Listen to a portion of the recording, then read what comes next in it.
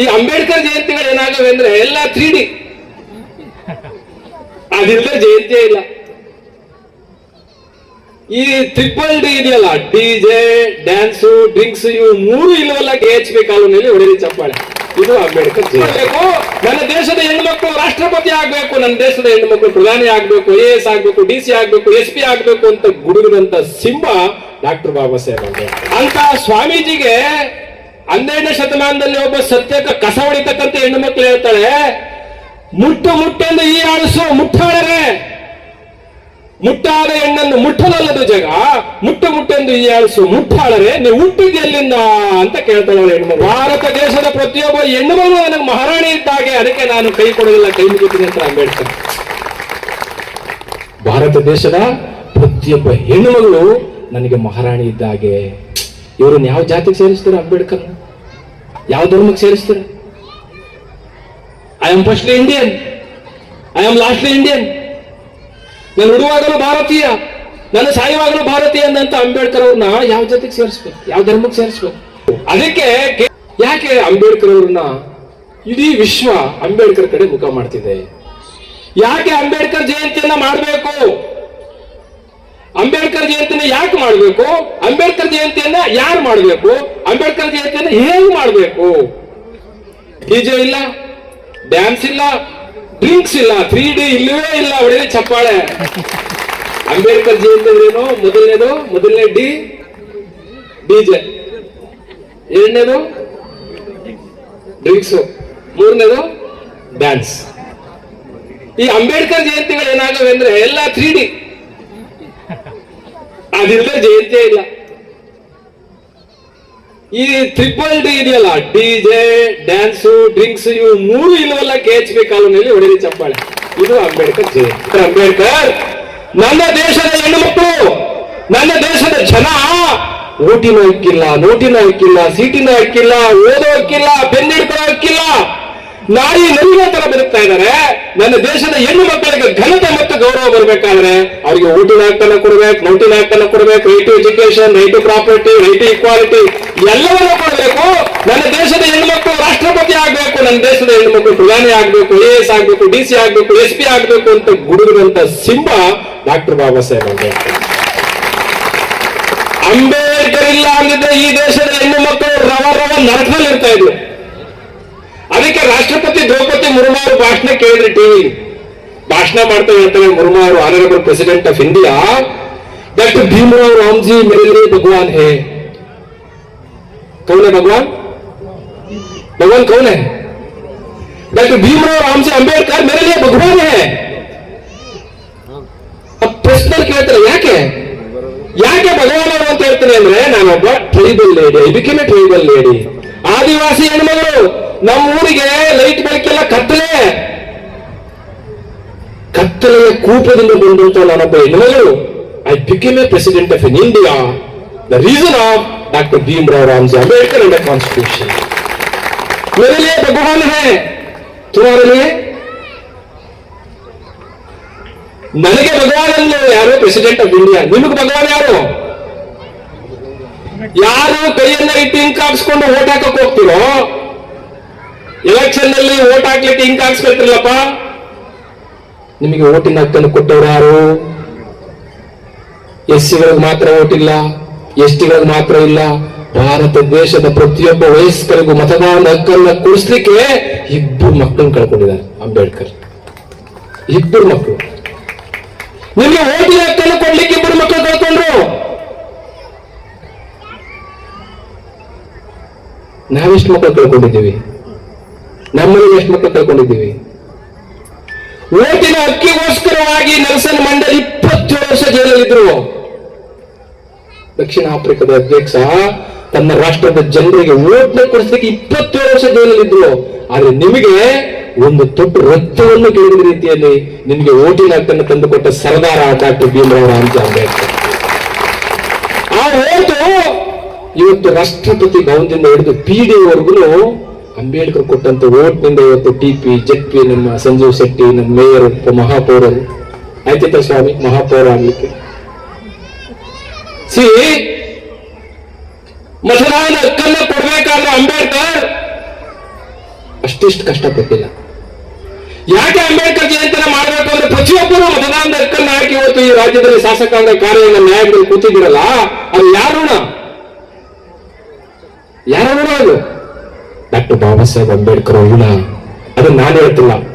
ಪಶ್ಚಿಮ ಬಂಗಾಳದ ಮುಖ್ಯ ನ್ಯಾಯಮೂರ್ತಿಗಳಾಗಿದ್ರು ಕರೀಮುದ್ದೀನ್ ಚಾಂಗ್ಲಾ ಅವರು ಬರೀತಾ ಹೋಗ್ತಾರೆ, chief justice of West Bengal, ಸುಮಾರು ಚೀಫ್ ಜಸ್ಟಿಸ್ ಆಗಿದ್ರು. ಅವ್ರು ಬರೀತಾ ಹೋಗ್ತಾರೆ, ಭಾರತದ ಪ್ರತಿಯೊಬ್ಬ ಪ್ರಜೆ ಬೆಳಿಗ್ಗೆಯಿಂದ ಸಂಜೆ ತನಕ ಏನ್ ಉಟ್ಕೊಳ್ತಾರೋ, ಯಾವ ಬಟ್ಟೆ ಹಾಕೊಳ್ತಾರೋ, ಎಲ್ಲಿ ಬೇಕಾದ್ರೂ ಹೋಗ್ತಾರೋ, ಏನ್ ಬೇಕಾದ್ರೂ ತಿಂತಾರೋ, ಇದಕ್ಕೆಲ್ಲವೂ ಯಾರ ಕಾರಣಪ್ಪ, ಇವರೆಲ್ಲದ ಋಣ ಯಾರ್ದಪ್ಪ ಅಂದ್ರೆ ಅದು ಡಾಕ್ಟರ್ ಬಾಬಾ ಸಾಹೇಬ್ ಅಂಬೇಡ್ಕರ್ ಉಳಿದ ಮಕ್ಕಳು ಅಂತಕ್ಕಂಥದ್ದನ್ನ ಕರೀಮುದ್ದೀನ್ ಚಾಂಗ್ಲಾ ಬೈತಾರೆ, ಚೀಫ್ ಜಸ್ಟಿಸ್. ಇವತ್ತಿನ chief justice Gavai, till present now the chief justice of supreme court Gavai ಏನು ಹೇಳಿದ್ರು? ಗವಾಯಿ ಟ್ವಿಟ್ ನಲ್ಲಿ ಏನು ಹೇಳಿದ್ರು? I become A slum. ನಾನು ಸ್ಲಮ್ನಿಂದ ಸುಪ್ರೀಂ ಕೋರ್ಟ್ ಮುಖ್ಯ ನ್ಯಾಯಮೂರ್ತಿಯವರು ಹೋಗ್ತಾ ಇದ್ದೀನಿ. ಅದಕ್ಕೆ ಕಾರಣವೇ ಡಾಕ್ಟರ್ ಬಾಬಾ ಸಾಹೇಬ್ ಅಂಬೇಡ್ಕರ್ ಅವರ ಕಾನ್ಸ್ಟಿಟ್ಯೂಷನ್ ಅಂತಕ್ಕಂಥ ಮಾತನ್ನ Gavai, chief justice of India. ಯಾಕೆ ಅಂಬೇಡ್ಕರ್ ಜಯಂತಿಯನ್ನ ಮಾಡಬೇಕು? ಯಾರು ಮಾಡಬೇಕು ಅಂದ್ರೆ ಭಾರತ ದೇಶದ ಪ್ರತಿಯೊಬ್ಬ ಪ್ರಜೆ ಅಂಬೇಡ್ಕರ್ ಋಣದಲ್ಲಿದ್ದೀವಿ. ನಾವೆಲ್ಲರೂ ಒಪ್ಕೋಬೇಕು.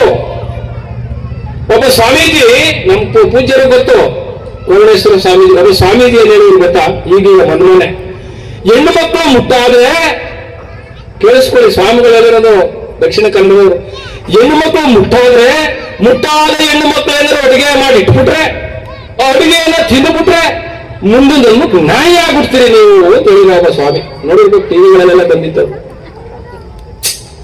2025ಕ್ಕಿಂತ ಸ್ವಾಮಿ ಹೆಣ್ಣು ಮಕ್ಕಳನ್ನ ಎಷ್ಟು ನಿಕೃಷ್ಟವಾಗಿ ಕಾಣ್ತಿದ್ದಾನೆ ಅಂತ ಸ್ವಾಮೀಜಿಗೆ 12ನೇ ಶತಮಾನದಲ್ಲಿ ಒಬ್ಬ ಸತ್ಯಕ ಕಸ ಹೊಡಿತಕ್ಕಂಥ ಹೆಣ್ಣು ಮಕ್ಕಳು ಹೇಳ್ತಾಳೆ, ಮುಟ್ಟೊಂದು ಈ ಆಡಿಸು ಮುಟ್ಟಾಡರೆ, ಮುಟ್ಟಾದ ಹೆಣ್ಣನ್ನು ಮುಟ್ಟನಲ್ಲದು ಜಗ, ಮುಟ್ಟೊಂದು ಈ ಆಡಿಸು ಮುಟ್ಟಾಡರೆ, ನೀವು ಹುಟ್ಟಿದ ಎಲ್ಲಿಂದ ಅಂತ ಕೇಳ್ತಾಳೆ ಹೆಣ್ಣು. ಎಲ್ಲಪ್ಪ ಹುಟ್ಟಿದ್ರೆ? ಮುಟ್ ನಿಂತ ಮೇಲೆ ಬಸವಣ್ಣ ಹುಟ್ಟಿದ್ದು, ಮುಟ್ ನಿಂತ ಮೇಲೆ ಅಂಬೇಡ್ಕರ್ ಹುಟ್ಟಿದ್ದು, ಮುಟ್ ನಿಂತ ಮೇಲೆ ವಿವೇಕಾನಂದ ಹುಟ್ಟಿದ್ದು, ಮುಟ್ ನಿಂತ ಮೇಲೆ ನಾನು ಹುಟ್ಟಿದ್ದು. ಎಂತ ಜನ ಇದ್ದಾರೆ ಇವತ್ತಿನ ಕಾಲದಲ್ಲಿ ಸ್ವಾಮೀಜಿಗಳು. ಹೆಣ್ಣು ಮಕ್ಕಳು ಇನ್ನಷ್ಟು ನಿಕೃಷ್ಟವಾಗಿ ಕಾಣಬೇಕು. ಲಂಡನ್ನಿನ ಪ್ರೆಸ್ ಕ್ಲಬ್ ನಲ್ಲಿ ಬಾಬಾ ಸಾಹೇಬರು ಪ್ರೆಸ್ ಕ್ಲಬ್ ಮುಗಿಸಿ ಹೊರಗೆ ಬರಬೇಕಾದ್ರೆ ಆ ಪತ್ರಕರ್ತ ಕೇಳ್ತಾರೆ, ಮಿಸ್ಟರ್ ಅಂಬೇಡ್ಕರ್, ಭಾರತ ದೇಶದಲ್ಲಿ ನಿಮ್ಮ ಹೆಣ್ಣು ಮಕ್ಕಳು ಹ್ಯಾಟ್ಸಾಪ್ ಅಂತ ಕೈ ಕೊಡ್ಲಿಕ್ಕೆ, ಕೈ ಕುಣಿಸ್ಲಿಕ್ಕೆ ನೀವು ಯಾಕೆ ಕೈ ಕೊಡಲ್ಲ, ಕೈ ಮುಗಿತೀರಾ ಅಂತ ಕೇಳ್ತಾರೆ. ಅಂಬೇಡ್ಕರ್ ತಕ್ಷಣ, ಎಸ್, ಬ್ರಿಟನ್ನಿನ ನಿಮ್ಮ ರಾಣಿ ಇದಾರಲ್ಲ ಎಲಿಜಬೆತ್ ರಾಣಿ, ಅವಳನ್ನ ನೀವು ಕೈ ಕೊಡ್ತೀರಾ ಅಂತ ಕೇಳ್ತಾರೆ. ಇಲ್ಲಪ್ಪ, ನಮ್ಮ ರಾಣಿ ನಾವು ಕೈ ಮುಗಿತೀವಿ. ಹಾಗಾದ್ರೆ ಕೇಳಿ, ಭಾರತ ದೇಶದ ಪ್ರತಿಯೊಬ್ಬ ಹೆಣ್ಣು ಮಗು ನನಗೆ ಮಹಾರಾಣಿ ಇದ್ದಾಗೆ, ಅದಕ್ಕೆ ನಾನು ಕೈ ಕೊಡಲಿಲ್ಲ, ಕೈ ಮುಗಿತೀನಿ ಅಂತ ಅಂಬೇಡ್ಕರ್. ಭಾರತ ದೇಶದ ಪ್ರತಿಯೊಬ್ಬ ಹೆಣ್ಣು ಮಗಳು ನನಗೆ ಮಹಾರಾಣಿ ಇದ್ದಾಗೆ. ಇವ್ರನ್ನ ಯಾವ ಜಾತಿಗೆ ಸೇರಿಸ್ತಾರೆ? ಅಂಬೇಡ್ಕರ್ ಯಾವ ಧರ್ಮಕ್ಕೆ ಸೇರಿಸ್ತಾರೆ? I am firstly Indian, I am lastly Indian. ನಾನು ಇರುವಾಗಲೂ ಭಾರತೀಯ, ನಾನು ಸಾಯುವಾಗಲೂ ಭಾರತೀಯ ಅಂತ ಅಂಬೇಡ್ಕರ್ ಅವ್ರನ್ನ ಯಾವ ಜಾತಿಗೆ ಸೇರಿಸ್ಬೇಕು, ಯಾವ ಧರ್ಮಕ್ಕೆ ಸೇರಿಸ್ಬೇಕು? ಅದಕ್ಕೆ KHP ಕಾಲೋನಿ ಒಳಗಡೆ ನಾವು ಯಾವ ಜಾತಿಗೂ ಸೇರಿಸಲ್ಲ ಸ್ವಾಮಿ, ನಾವೆಲ್ಲರೂ ಒಗ್ಗಟ್ಟಾಗಿದ್ದೀವಿ ಅಂತ ಎಲ್ಲರೂ ಒಟ್ಟಿಗೆ ಸೇರಿಸಿದ್ವಲ್ಲ, ಒಳ್ಳೆ ಚಪ್ಪಾಳೆ. It is a Ambedkarism, it is a Buddhism, it is a Basavaism. ಇದು ನಿಜವಾಗ್ಲೂ ಅವರ ತತ್ವ, ಅವರ ಕನಸು, ಅವರ ಆದರ್ಶ. ಹಾಗಾಗಿ ಅಂಬೇಡ್ಕರ್ ಜಯಂತಿಯನ್ನ ಯಾಕೆ ಮಾಡಬೇಕು ಅಂತ ಇನ್ನೊಂದು ಮಾತನ್ನ ಹೇಳಿ ನನ್ನ ಮಾತು ಮುಗಿಸ್ತೇನೆ. ನಾವು ಹೊರಗಡೆ ಹೋಗ್ಬೇಕಾಗಿದೆ, ಪೂಜ್ಯರು ಮಾತಾಡ್ಬೇಕಾಗಿದೆ. ಯಾಕೆ ಮಾಡ್ಬೇಕು ಅಂಬೇಡ್ಕರ್ ಜಯಂತಿಯನ್ನ? ಯಾಕೆ ಅಂಬೇಡ್ಕರ್ ಜಯಂತಿಯನ್ನ ಮಾಡಬೇಕು ಅಂದ್ರೆ, ನೋಡಿ, ಈ ದೇಶದಲ್ಲಿ ಪೆನ್ನು, ನಮ್ಮ ಕೈಲಿ ಪೆನ್ ಬಂದಿದೆಯಲ್ಲ, ಈ ಪೆನ್ನು ಅಷ್ಟು ಸುಲಭವಾಗಿ ಬಂದಿಲ್ಲ.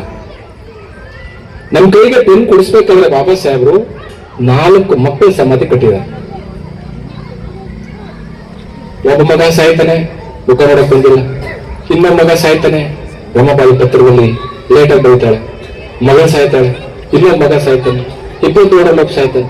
4 ಜನ ಮಕ್ಕಳು ಸಾಯ್ತಾರೆ. 4 ಜನ ಮಕ್ಕಳು ಸುಮ್ಮನೆ ಸತ್ತಿಲ್ರಿ, ಊಟ ಇಲ್ಲದೆ ಸಾಯ್ತಾವೆ, ಊಟ ಇಲ್ಲದೆ ಸಾಯ್ತಾವೆ. 4 ಮಕ್ಕಳ ಸಾಯೋದಲ್ಲದೆ ತನ್ನ ಸ್ವಂತ ಹೆಂಡತಿ ರಮಾಬಾಯಿಗೆ ಟೈಮ್ ಅವಳು ಊಟ ಇಲ್ಲದೆ ಸತಾರದ ಬೀದಿಗಳಲ್ಲಿ ಸಗಣಿಯನ್ನು ಎತ್ತಕ್ಕಂತ ರಮಾಬಾಯಿಯನ್ನು ಕಂಡು ಪತ್ರದಲ್ಲಿ ಹೇಳ್ತಾರೆ, ರಮಾದೇವಿ ಸತಾರದ ಬೀದಿಯಲ್ಲಿ ಸಗಣಿ ಎತ್ತದನ್ನು ನೋಡಿದ್ರೆ ನನ್ನ ಕರಳು ಕಿಚ್ಚಿದಂಗೆ ಆಗುತ್ತೆ ರಮಾ. ಇವತ್ತು boot suit coat note necklace bangles ಬಳೆ ಓಳೆ ಯಾರು ಯಾರು ತ್ಯಾಗ ಅದು. ಬ್ಯಾರಿಸ್ಟರ್ ಮುಗಿಸಿ ಭಾರತಕ್ಕೆ ಬಂದ್ರೆ ಬಾಬಾ ಸಾಹೇಬರು ಸುಮಾರು ನೋಡ್ಲಿಕ್ಕೆ ವಯಸ್ಸಾದ ಇರ್ತಾರೆ ಅಡಗು ಸಮುದ್ರದ ದಂಡೆಯಲ್ಲಿ. ಸ್ವತಃ ರಮಾಬಾಯಿ ನನ್ನ ಸಾಹೇಬನ್ನ ನೋಡ್ಬೇಕಲ್ಲ ಅಂತೇಳಿ 2 ಸಲ ಹೊಡೆದಿರೋ ಸೀರೆ, ಒಂದ್ಸಲ ಹೊಡೆದಿರುತ್ತೆ ಅದ್ರ ಮೇಲೆ ಹೊಡೆದಿರ್ತಾಳೆ, ಅದು ಹೊಡೆದಿರ್ತದೆ ಅದ್ರ ಮೇಲೆ ಹೊಡೆದಿರ್ತಾಳೆ. ಈ ಹೊಡೆದು ಸೀರೆ ಉಟ್ಕೊಂಡು ಹೇಳಿದ್ರೆ ಸಾಹೇಬ್ರಿಗೆ ಹೆಂಗ ಘನತೆಗೆ ಗೌರವಕ್ಕೆ ಧಕ್ಕೆ ಆಗುತ್ತೆ ಅಂತೇಳಿ ಒಂದು ಬರಡ ಮಾರಾದ ತಂದು ಕೊಟ್ಟಿರ್ತಾರೆ ಬಾಬಾ ಸಾಹೇಬ್. ಅದನ್ನ ಹೊಡಿತಾಳೆ, ಒಂದು ಸಾಲು ಸಿಗುತ್ತೆ ಕೆಂಪು ಸಾಲು, ಆ ಸಾಲನ್ನೇ ಮೈ ತುಂಬ ಸುತ್ತಕೊಂಡು ಲಾಸ್ಟ್ ಅಲ್ಲಿ ನಿಂತಿರ್ತಾರೆ ನಾವು. ಎಲ್ಲರೂ ನೋಡಿದಂತ ಬಾಬಾ ಸಾಹೇಬು ತನ್ನ ಸ್ವಂತ ಹೆಂಡತಿ ನೋಡಿ ಕನ್ನಡಕ ತೆಗೆದು ಬೆಳಗಳ ಅಂತ ಕಣ್ಣೀರು ಹಾಕ್ಬಿಡ್ತಾರೆ. ಯಾಕೆ ಅಂಬೇಡ್ಕರ್ ಜಯಂತಿ ಮಾಡಬೇಕು ನಾವು? ಇವತ್ತು ರಿಸೆಪ್ಷನ್ಗೊಂದು ಸೀರೆ, ನಿರ್ಗುಗೊಂದು ಸೀರೆ, ಮಧ್ಯಾಹ್ನಕ್ಕೊಂದು ಸೀರೆ, ಸಂಜೆಗೊಂದು ಸೀರೆ, ಸೂಟ್ಗೆ ತುಂಬಾ ಸೀರೆ. ಯಾರ ತ್ಯಾಗದ ಫಲ ಇದು? ಹಾಗಾಗಿ ಬಸವಣ್ಣನೂ ಸಹ 12ನೇ ಶತಮಾನದಲ್ಲಿ ಅಲ್ಲಯ್ಯ ಕ್ರಾಂತಿ ಎಲ್ಲಿಂದ ಶುರುವಾಯಿತು? ಅಲ್ಲಯ್ಯನ ಮಗ ಶೀಲವಂತ. ದೇವರನ್ನ ಎಲ್ಲಿ ನೋಡಿದ್ರು ಬಸವಣ್ಣ, ದೇವರು ಎಲ್ಲ ಇಲ್ಲಪ್ಪ, ಬಡವರ ಹೃದಯದಲ್ಲಿದ್ದಾನೆ, ಅಲ್ಲಿದ್ದಾನೆ ದೇವರು. ಅಲ್ಲಿಗೆ ಹೋಗ್ಬೇಕು ದೇವ್ರನ್ನ ಅಂತ ಹುಡುಕೊಂಡು ಅರಳಿನ ಮನೆಗೆ ಬಂದಿದ್ದು. ಮಾದಾರ ಚೆನ್ನಯ್ಯನ ಮನೆ ಅಂಬಲಿಸಿದ ಕಾರಣಕ್ಕೆ ವೇದ ನಡಗಿತ್ತು, ಶಾಸ್ತ್ರ ಅಡಗಿತ್ತು ಅಂತಾರೆ ಬಸವಣ್ಣನ ಕಾಲದಲ್ಲಿ, ಅವತ್ತಿನ ಕಾಲದಲ್ಲಿ. ಅದಕ್ಕೆ ಪೂಜ್ಯರು ಒಂದು ದೊಡ್ಡ ಪುಸ್ತಕನ ಬರೆದು ಬಿಟ್ಟಿದ್ದಾರೆ. ಬೆಳ್ಳಾವ್ ಅಪ್ಪವರು ಯಾವ ಪುಸ್ತಕ ಬರೆದಾರೆ? ಸತ್ಯ ಶರಣರ. ಎಂಥ ಪುಸ್ತಕ ಅದು! ಇಡೀ ಜಗತ್ತೇ ಓದ್ಬೇಕು ಅದನ್ನ. ಓದಿ ಚಪ್ಪಾಳೆ, ಇಡೀ ಜಗತ್ತೇ ಓದ್ಬೇಕು. ಸತ್ಯ ಶರಣರ ಸೋದ, ಅವ್ರು ಮಾಡಿರೋ ಕ್ರಾಂತಿ ಸತ್ಯ ಸೋದ ದಾಖಲೆ ಅದು. ಅಂತ ಪುಸ್ತಕವನ್ನ ನಿಮ್ಮ ಮನೆಯಲ್ಲಿ ಇಟ್ಕೋಬೇಕು. ಹಾಗಾಗಿ ನಾವೆಲ್ಲರೂ ಸಹ ಇವತ್ತು ಅಂಬೇಡ್ಕರ್ ಜಯಂತಿಯನ್ನು ಯಾಕೆ ಮಾಡ್ತಿದ್ದೀವಿ ಅಂದ್ರೆ, ನಮ್ಮೆಲ್ಲರ ಬದುಕು, ನಮ್ಮೆಲ್ಲರ ಭವಿಷ್ಯ, ನಮ್ಮೆಲ್ಲರ ಜೀವನ ಈ ದೇಶದ ಸಂವಿಧಾನದಲ್ಲಿ, ಈ ದೇಶದ ಬಾಬಾ ಸಾಹೇಬ್ ಅಂಬೇಡ್ಕರ್ ಅವರ ದಾರಿಯಲ್ಲಿ ಇದೆ, ಬಸವಣ್ಣನ ದಾರಿಯಲ್ಲಿದೆ, ಬುದ್ಧರ ದಾರಿಯಲ್ಲಿದೆ. 2689 ವರ್ಷದಿಂದ ಬುದ್ಧ ಜಗತ್ತಿಗೆ ಸತ್ಯವನ್ನು ಹೇಳುವಂತವರು. ಇವತ್ತಿಗೂ ನಾವು ಸತ್ಯ ಹೇಳಲ್ಲ, ನಾವು ಸತ್ಯ. ಯಾಕೆಂದ್ರೆ ನಾವು ಸತ್ಯ ಹೇಳೋಕೆ ಸಿಕ್ಬಿಡ್ತೀವಿ. ಮೊನ್ನೆ ಯಾರಿಗೋ ದೇವ್ರು ಬಂದಿತ್ತು, ದೇವ್ರು ಬಂದ ಕೂಡಲೇ ಅವ ಪಾಪ 80 ವರ್ಷದ ಮುದುಕಿದ ನಾವು. ದೇವ್ರು ಬಂದು ಹೇಳ್ತಾನೆ, ಬಾಲಕಿ ಅಂತಾನೆ. 80 ವರ್ಷದವರಿಗೆ ಬಾಲಕಿ ಅಂತಾನೆ. ಒಂದು ಕಣ್ಣೇನು ಕಾಣ್ತಿಲ್ಲ ದೇವರ 80 ವರ್ಷದವರಿಗೆ ಬಾಲಕಿ ಅಂತ. ಅದಕ್ಕೆ ಕಲಿಯುಗದೇವರ ಪೂಜೆ ಮಾಡಿ ಕಲಿಯುಗದಲ್ಲಿ ಕತ್ತೆಗಳಾಗಿ ಹುಟ್ಟಿದರು. ಏನಾಗ್ಬಿಟ್ಟಿದ್ರು? ಕಲ್ಲ ದೇವರ ಪೂಜೆ ಮಾಡಿ ಕಲಿಯುಗದಲ್ಲಿ ಕತ್ತೆಗಳಾಗಿ ಹುಟ್ಟಿದರು. ಮಣ್ಣ ದೇವರ ಪೂಜೆ ಮಾಡಿ ಮಾನೆಗೆಟ್ಟಿ ಹೋದರು. ಒನ್ನ ದೇವರ ಪೂಜೆ ಮಾಡಿ ವಲಸೆಗೆಟ್ಟು ಹೋದರು. ದೇವರನ್ನು ಪೂಜಿಸಿ ಸ್ವರ್ಗಕ್ಕೆ ಹೋಗಲೆಂಬುವನ್ನು ಕರೆತಂದು ತಲೆಯನ್ನು ಬೋಳಿಸಿ ಕುಂಬಾರ ಗುಂಡಿಯರ ಮನೆ ಕರಿಕತ್ತೆ ತಂದು ಮಾದಾರ ಚೆನ್ನಯ್ಯನ ಮನೆಯ 12 ಜೊತೆ ಹಳೆಯಕ್ಕಳಲ್ಲಿ ಶುದ್ಧವಾಗಿ ಹೊಡೆಯನ್ನು ಅಂಬಿಗರ ಚೌಡಯ್ಯ ಅಂತ ಹೇಳಿದ್ರು. ಬಸವಣ್ಣ ಎಷ್ಟು ದೊಡ್ಡ ಮನುಷ್ಯ ಅನ್ನೋದಕ್ಕೆ ಒಬ್ಬ ಸ್ವಾಮೀಜಿ 15 ದಿನ ಪ್ರವಚನ ಮಾಡಿದ್ನ. 16ನೇ ದಿನಕ್ಕೆ ಏನ್ ಮಾಡಿದಂತೆ, ಒಂದು ಹುಡುಗಿ ಕರೆದಂತೆ ಪಾರ್ ಬಾಯಿಲಿ ಅಂತ. ಅವರಿಗೆ ಬಂತು, ಏನ್ ಸ್ವಾಮೀಜಿ? ಏನಿಲ್ಲಮ್ಮ, ನಾನು ಬೇರೆ ಊರಿಂದ ಬಂದೀನಿ, ನನಗೆ ಪೋಸ್ಟ್ ಆಫೀಸ್ ಡಬ್ಬ ಗೊತ್ತಿಲ್ಲ, ಸ್ವಲ್ಪ ತೋರ್ಸಮ್ಮ ಅನ್ನ. ಒಂದು ಲೆಟರ್ ಹಾಕ್ಬೇಕು ಅಂತ. ಆ ಪೋಸ್ಟ್ ಆಫೀಸ್ ಡಬ್ಬ ತೋರ್ಸಿಲ್ದಂತ ಹುಡುಗಿ. ತೋರ್ಸಿದ್ರಲ್ಲಿ ಸ್ವಾಮಿ ಸುಮ್ಮನಿರ್ಬೇಕಲ್ಲ. ಅವನು ತಲೆ ಸವರಿ, ಪಾರ್ ನಾಳೆ ನೀವು ಬರ್ಬೇಕು, ನಂದು ಪ್ರವಚನ ಇದೆ, ಮುಕ್ತಾಯ ಸಮಾರಂಭ, ಬಹಳ ಮುಖ್ಯವಾದ ಹೇಳ್ತೀನಿ ಅಂದ್ರೆ. ಈ ಹೆಣ್ಮಗಳು ಅಂತ ನೋಡ್ಬಿಟ್ಟು ಏನ್ ಹೇಳ್ತಾರೆ ಸ್ವಾಮಿ? ಏನಿಲ್ಲ, ನಾಳೆ ಸ್ವರ್ಗ ನರಕದ ಬಗ್ಗೆ ಮಾತಾಡ್ತೀನಿ ಬಾ ಅಂತ ನನ್ನ ಸ್ವಾಮಿ. ಈ ಹೆಣ್ಮಗಳು, ಅಲ್ಲಪ್ಪ ನನಗೆ ಪೋಸ್ಟ್ ಆಫೀಸ್ ಡಬ್ಬ ದಾರಿಯೇ ಗೊತ್ತಿಲ್ಲ, ನನ್ ಕೇಳಿದ್ದೆ. ಅಲ್ಲಪ್ಪ ನಿನಗೆ ಪೋಸ್ಟ್ ಆಫೀಸ್ ಡಬ್ಬ ದಾರಿ ಗೊತ್ತಿರೋದು ನಾನು ಹೋಗಿ ನಾನು ಕೇಳಿದ್ದೀನಿ, ಸ್ವರ್ಗ ದಾರಿ ಹೆಂಗ್ ತೋರಿಸ್ತೀನಿ ನಿನಗೇನು ಹುಚ್ಚಿಗಿಚ್ಚಿ ಬಂದಿರ್ಬೇಕು ನಿನ್ ಪ್ರವಚನಕ್ಕೆ ಅಷ್ಟು ಬೆಂಕಿ ಹಾಕ ಹೋಗಿ ಮೊದ್ಲು ಅಡ್ಮಿಷನ್ ಆಗಿ ಆಸ್ಪತ್ರೆ ನೀವೆಲ್ಲ ತಲೆ ಕೆಟ್ಟವೆ. 15ನೇ ಶತಮಾನದಲ್ಲಿ ಬಸವಣ್ಣವರು ಆಚಾರವೇ ಸ್ವರ್ಗ ಅನಾಚಾರವೇ ನರಕ ಅಂತ ಹೇಳ್ಬಿಡಿದರೆ ನಿನ್ ಪ್ರವಚನಕ್ಕೆ ಅಷ್ಟು ಬೆಂಕಿ ಹಾಕ ಹೋಗಲ್ಲ. ಎಲ್ಲರೂ ಸ್ವರ್ಗ ಎಲ್ಲ. ಅನ್ಯರಿಗೆ ಅಸಹ್ಯ ಪಡಬೇಡ, ತನ್ನ ಗಣಿಸಬೇಡ. ಇದು ಇಲ್ಲಿದೆ ಸ್ವರ್ಗ. ಹಾಗಾಗಿ ಬಂಧುಗಳೇ, ಬುದ್ಧ, ಬಸವ, ಅಂಬೇಡ್ಕರ್ ಎಲ್ಲ ದಾರ್ಶನಿಕರ ತತ್ವವನ್ನ ನೀವು ಪಾಲಿಸ್ತೀರಿ ಅಂತ ನನ್ನ ನಂಬಿಕೆ ಇದೆ. KHP ಕಾಲೋನಿಯವರು ಹೊರಗೆ ಚಪ್ಪಳೆ ನೀವು ನಿಮ್ಮಲ್ಲಿ ನಂಬಿಕೆ ಇದೆ.